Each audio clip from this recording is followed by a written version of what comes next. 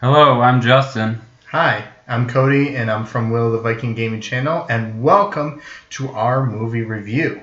Yes.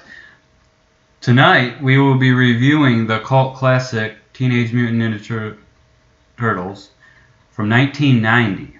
Not the 2014 with Megan Fox in it, but we're talking about the original 1990s movie that eventually created the spinoff of the TV show. That's great. I like this movie. I mean, we just rewatched it. I mean, there is a lot of flaws, but it's still got the original creativity, you know. Yeah, and also here's another thing too. It was a 1990s movie, and also back in those days, the quality wasn't as big as today. Like today, it's like back in those days, it was simple, it was creative, it was original. Whereas today, it has to be like something like Aliens or something like that. No, it's just in just that one thing, that first movie. All it is just fun-loving turtles that kick butt and love pizza. That's true. Yeah, I mean the effects are pretty average, but like they used some good stuff. I think they even used Jim Henson even had some stuff on there. If I'm correct. Right. That's correct. And I mean, overall, let's talk about the actors here. Like, first off, Judith. I can't say her last name. Hoag. The girl who played as April, who by the way is going to be in the sequel coming up for the new one. Yeah.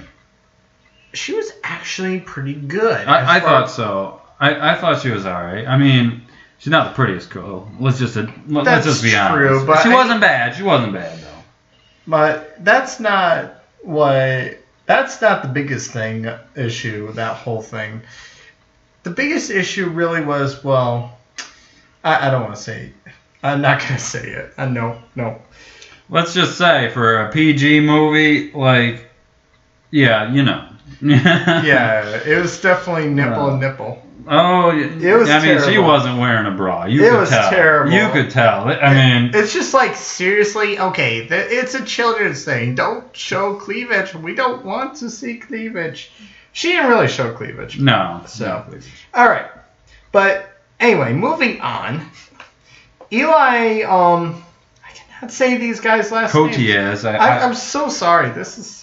But he was just really good as Casey Jones. I mean, yeah, I have to agree. I was like impressed. Like, I've watched like the TV show that came out in 2004, not the silly live action one, but actually like the cartoon where it has Leonardo and all the group, but it has it was a little more serious side to it, and I liked Casey Jones there, but that live action one was probably my favorite as far as Casey Jones is concerned. Right. It just seemed to he just fit the character, like the long hair, and just the arrogance, almost not really arrogance, but just like the tough guy personality was. He definitely was like fit. I would say he was definitely fit, and he fit the role pretty good.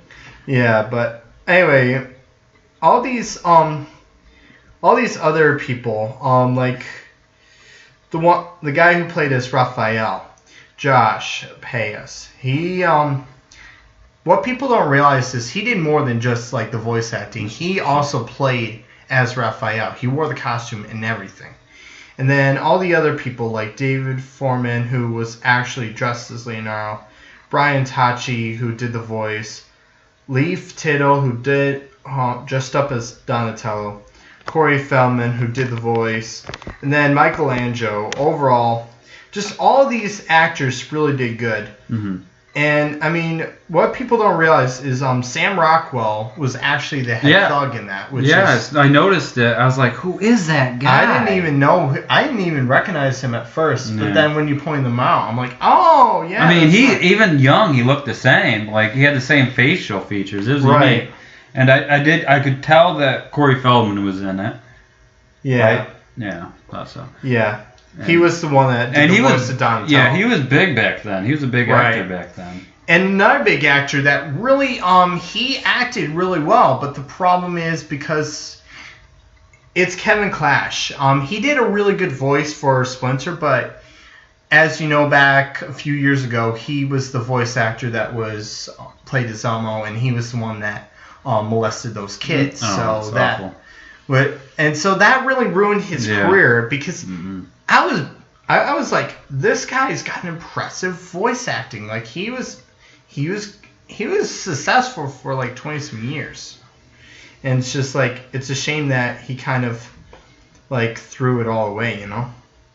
And do you know what? I don't like the director. I don't remember who it was, but Steve Barron. Yeah, he probably only made a small couple amount of movies, but he did a pretty good job. I mean, like the filming is pretty good. I guess on Internet Movie Database, it says that it was like the best-selling independent movie of all time. Apparently, that's what it said under the trivia. And the writers did a really good job of the story. And according to I think according to what you were talking about, it was only like a slight $1 million movie, but it made more than it cost to actually make the movie. Yeah, I think it was like $13.5 million to make, and it made like $135 million or something. It was a pretty crazy number back in the day. And I mean, if you look at the success of the other two movies that came afterwards, those were not bad. They were good. It's not like it was one of those cheesy, what do you call them? Just one of those cheesy makes that you're just like, what on earth? Why is this even in existence? But this is really cool. And I mean, for me, watching the Ninja Turtles and watching this again, because I had watched this before, prior to this, but just watching this again, I don't know, it just brings the childhood out of me. Right. It just the fact that, I mean, these guys are fun-loving pizza people. They just love being a Ninja Turtle. That's all that they do. It's great. I love it. It was really good. But one thing I'd like to add is there was a lot of product placement back then. It didn't cost hardly anything for product placement. Yeah, I seen Pepsi. I seen Domino's. Domino's is in that one in the remake. I think it's Pizza Hut. So they guess they switched. I don't know. Yeah, I mean, it wasn't like, it almost felt like it was like a long YouTube video in some sense.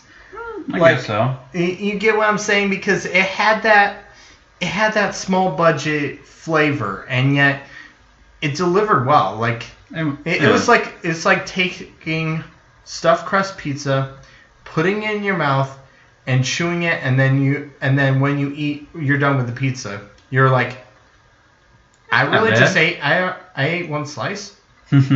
I need to get a whole box. I need to get 5 boxes or something. You know what I'm saying? It's just, I think it really did well. To add to the villain of the movie, I guess you'd say it would be Shredder. He is pretty good, but the ending was weird though. Like, I'm pretty sure I'm going to finish your. Yeah, but the funny thing was he was like smushed in a garbage truck or something, like Shredder thing, because he got shredded because he was Shredder. and then, well, spoiler alert for those who haven't watched the thing.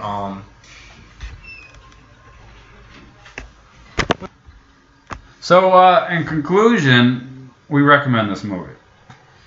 And I mean, and to finish up what we were saying about the Shredder, Shredder. I mean, the spoiler alert was, well, don't watch this video, so just be forewarned. Shredder does come back. I never did understand why though. Like, I haven't really watched the second one all the way through, so I'm gonna have to watch that at some point. But overall, just if I had to I think we should rate the movie. Like, we're recommending it for sure, but let's rate the movie on a scale 1 to 10. Where does this movie fit? 8 pizzas out of 10 pizzas. The 2 are saved for me, right? Sure. All right, for me, it's 9.5 Shell Yeah pizzas out of 10. With stuffed crust. And definitely Coke, not Pepsi. Not There Pepsi. you go. There you Not go. Pepsi. Coke, Just a Pepsi. preference. Just a preference. You got some weird people here, but in conclusion, we just recommend this movie and check it out. Hey, Fucking 10 balls at